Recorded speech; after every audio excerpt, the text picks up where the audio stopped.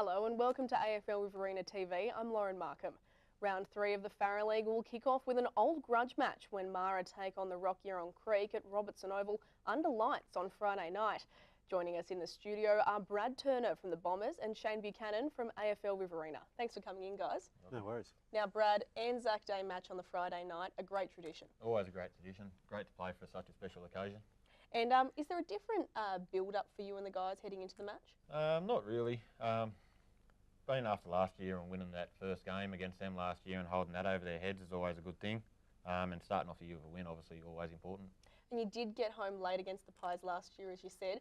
What will it take to do it again this time around? Hopefully get a good start this year. Last year we had to chase them down from a fair way behind, but hopefully we can get in front and just stay there for the rest of the game. And now Carey and Ward both kicked 10.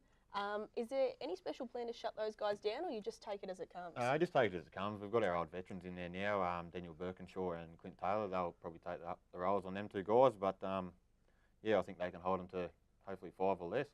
And you started well against Collie last week. What worked in round 1? Just our speed and the way we moved the ball. Got it in the forward line real quick, and yeah, small forwards did the job from there.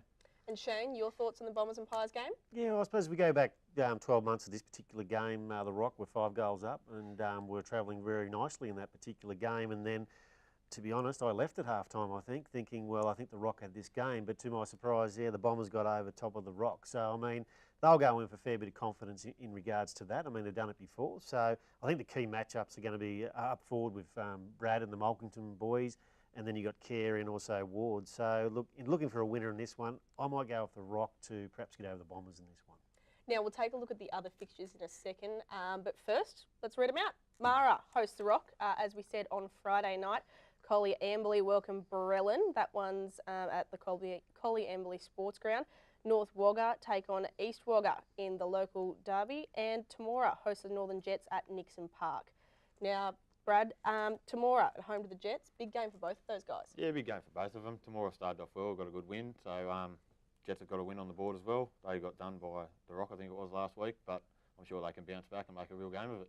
Shane, your take on that one? Yeah, it's a ripping round of matches. They're all got some interest in about them. So, look, I mean, there's plenty of rivalry between Temora and the Jets. I mean, a few players have been transferring between those two clubs over a number of years.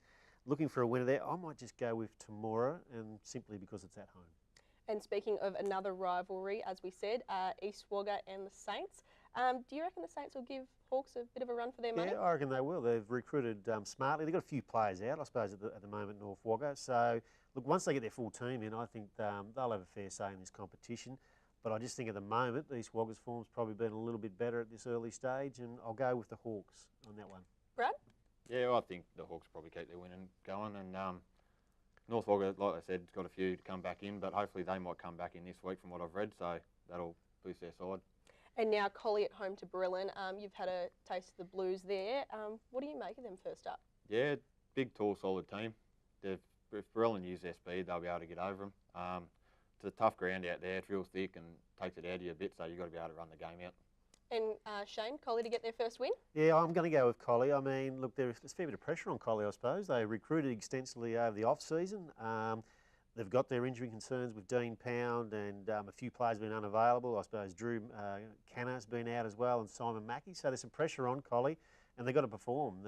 You know, they were the talking point, I suppose, early in the season, or pre-season, I should say. So I think they've got too much to play for. Look, Borellan were good with Snyder dominating last week. I think they kicked 10 goals, he kicked 6 of them. So they obviously need to find more avenues to go, and I think Collie perhaps have got too much firepower up forward, and I think the Blues might get their first win for the season.